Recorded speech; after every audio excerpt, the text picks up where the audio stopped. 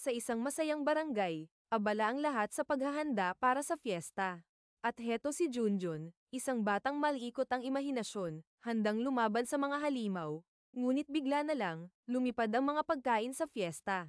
Sino kaya ang may pakana nito? Si Mang Tikbalang pala. Ang tusong kalaban na nagnanakaw ng lechon at pansit para sa sarili niyang handaan. Sa hindi inaasahan, nadulas si Junjun, at aksidenteng nauntog ni Mang Tikbalang sa kanyang kawayan. Lumabas ang isang mahiwagang kalabaw at nagsabi, "Huy Junjun, ikaw na ang bagong tagapagtanggol ng barangay." Sa tulong ng kaunting ensayo, at maraming bibingka, unti-unting lumakas at sumaya si Junjun. Dumating ang labanan. Kawayan laban sa kabayong palabiro, mismo sa gitna ng fiesta. Sa huli, ginamit ni Junjun ang pinakamalakas na sandata. Halo-halo, nagsayawan ng buong barangay, habang si Junjun ay tinanghal na bagong bayani ng fiesta. At syempre, bawat bayani ay may gantimpala, isang masarap na turon.